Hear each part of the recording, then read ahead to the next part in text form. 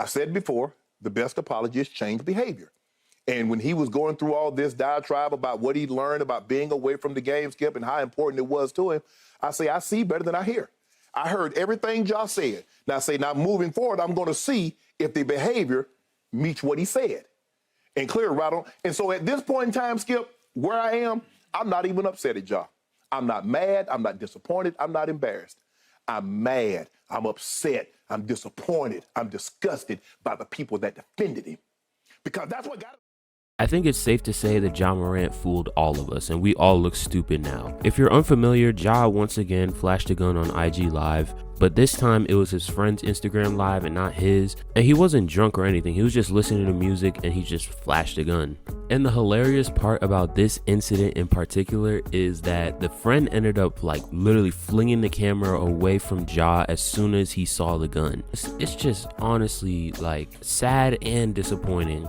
It's sad because people are still absolving Ja of any type of accountability. They are trying so hard to put this on everybody around him, his friends, his family, his mom. Literally anything to absolve Ja Morant of any type of accountability, these people will try and do.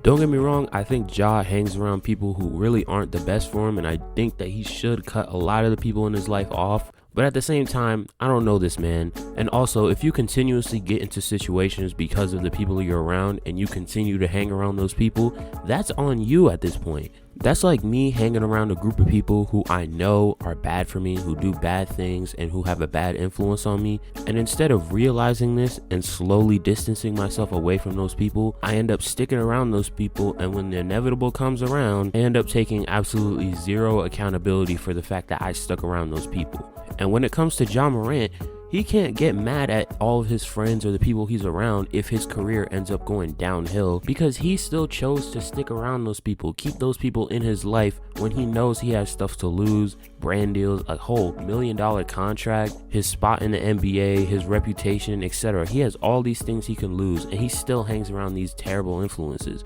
And some people are going to say, oh, well, it's the music. And I think that does play a factor, but at the same time, you can't just only blame the music. That's like blaming video games for violent acts or something, or like why this place got shot up because he played video games. Like, that's such a dumb thing to say. While yes, NBA YoungBoy makes very aggressive music, that music doesn't automatically turn somebody from just a regular person into a whole gangster. Like, that's not how it works. Ja is still consciously choosing to have guns on him. He's still consciously choosing to hang around these people. He's still consciously choosing to make all these bad decisions. And he hasn't put his foot down and said, hey, I'm just a basketball player. I have things to lose. I am very vulnerable in this situation. He hasn't made that clear to anybody. Like, for example, in the finish line situation at the mall with his mother, and at the volleyball situation where his mother said something about his sister getting disrespected or something. In both of those situations, the mom ended up calling Ja to come handle the situation, and he ended up bringing like 8 or 9 different people. That's a situation where Ja shouldn't even be involved in the first place. Obviously, he should be concerned because that's his family and whatnot, but Ja does not need to intervene himself. He does not need to get involved. That's why people who are celebrities, who are in positions of power, they have people who are going to handle those situations for them around for that reason. And the fact that Ja, after going on that crazy apology tour, after taking all the accountability after the Grizzlies lost in the first round, the fact that he goes back around and does this again, gets suspended again, possibly losing more again, it shows that he wasn't taught his lesson properly. The NBA didn't do enough in disciplining him to where he's gonna actually stop doing this dumbass behavior. And I'm tired of the excuses for him. I'm tired of the excuses that he's only 23, because you don't see any other 23-year-old in the NBA doing stuff like this. Even players in the past, you don't see when they were 23 years old, them doing things that Ja was doing.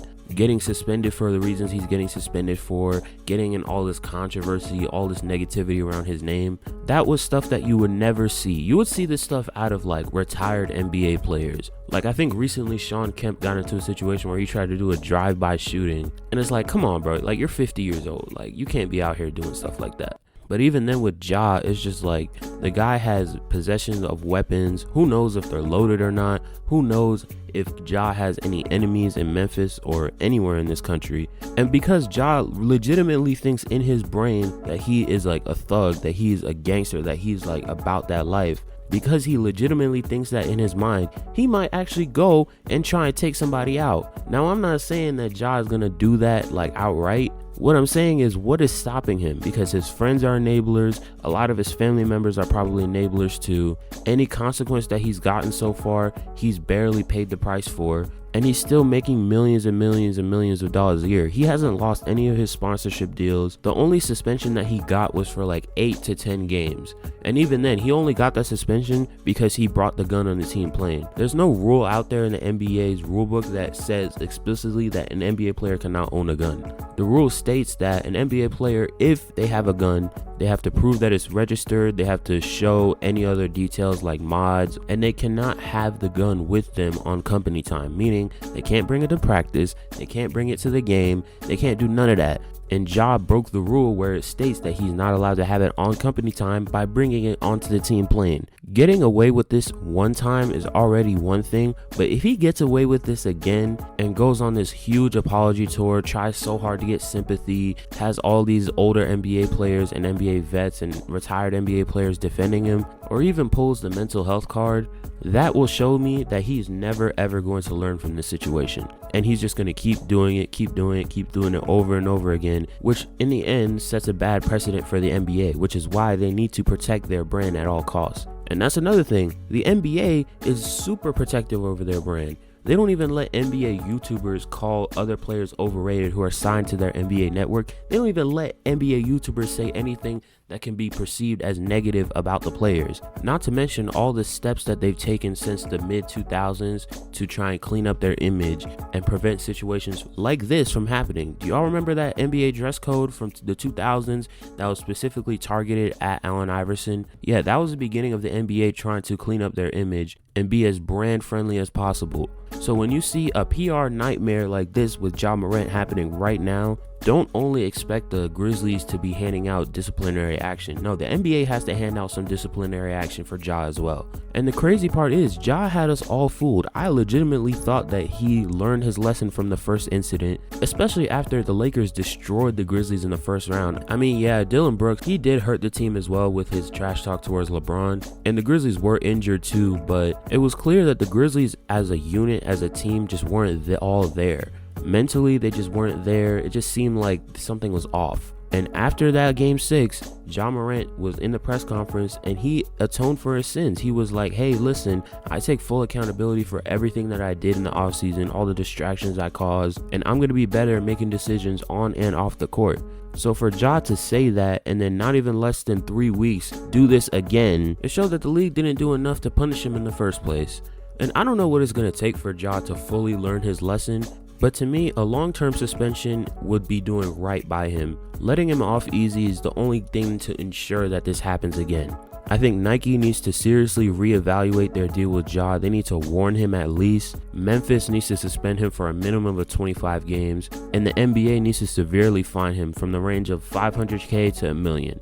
Or hell, even more, anything to where it'll affect Ja's bottom line and it'll force him to be better. And for the people out there that are blaming Ja's friend for whatever reason, I'm gonna just be honest, bro. You guys all sound stupid as hell. You guys all sound dumb. If you watch the video, they were literally just vibing to music, listening to NBA Youngboy, putting on an image or whatever, and then Ja was the one who pulled out the weapon. You can't tell me that any sort of blame were to go on his friend. The only blame that I guess you could say is that he did it on live, but again, my rebuttal would be Ja was the one who pulled out the weapon. And if we add up all the incidents that have been going on with Ja just this year, right? You have the beam situation with the Pacers. You have the finish line situation with Ja's mother. You have the high school basketball game where somebody disrespected Ja's sister. You have the video of him flashing a gun in the first place, the first incident. Then you have the incident where Ja got into it with that 17-year-old kid and allegedly beat him up. And then you have this situation. That's like 5, 6, or 7 situations just off the top of my head. I know I'm missing a couple, but that's just off the top of my head that I thought of. And let me just say this, if this were any other player other than Ja Morant, if Ja Morant was not the franchise player of this organization, he would be out of here. If this was Dylan Brooks, he would be gone immediately. 2 weeks later or whenever the season ends, the Grizzlies will not bring him back. And the funny thing is, the Grizzlies aren't even bringing Dylan Brooks back, but that's because he was just doing a whole lot of trash talking. He was just embarrassing himself against the Lakers, right? If Dylan Brooks were to even do like half of the things Ja did, he would be out the league, bro. Like, legitimately, Dylan Brooks would be out of the league. He would not get a contract ever again. And because Ja is such a great player, you're forced to be in a situation where it's like, okay, this dude is extremely talented, right? He's one of the best guards in the league. He's a top 25 player in the league, all NBA caliber, all-star caliber, etc., right? But the problem is he can't get himself together off the court. So now it's a situation where it's like, okay, this guy is great, but he can be a liability also. He can be a distraction. And all I'm saying is, if Ja keeps going down this road, if the Grizzlies end up giving up on him, I can't really see a team going out there and pursuing Ja Morant knowing that he's an off-the-court problem, knowing that he talks a lot of trash, knowing that he's very, very active on social media, which is a distraction as well. Like, there are some times where I'm just like, why can't Ja just do what LeBron does and literally just stay off of social media for the entire playoffs? Don't say anything on Twitter, don't say anything on Instagram, don't ever go live, nothing, right?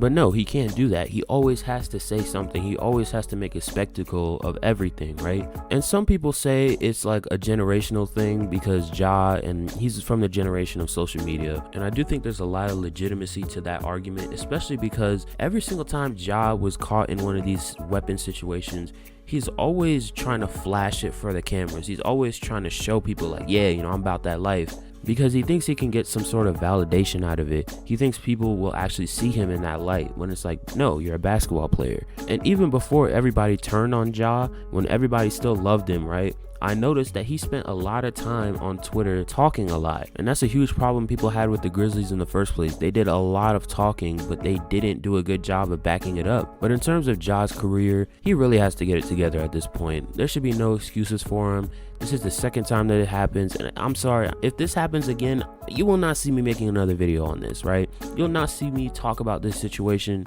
I just won't address it. And this whole thing could go either one of two ways.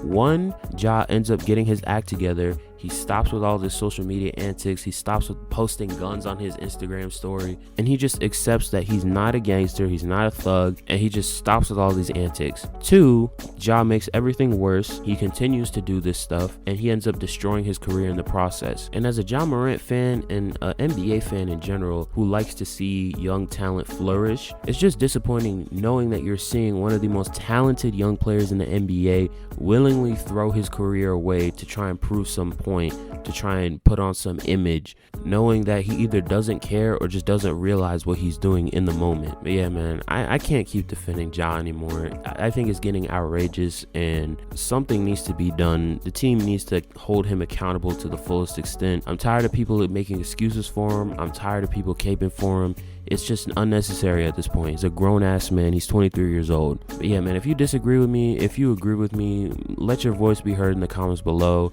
If you enjoyed this video, make sure to hit that like button. It definitely helps me stay in the algorithm more. And if you want to see more content like this, subscribe. But that'll do it for this video. Stay tuned, and I'm out. Peace.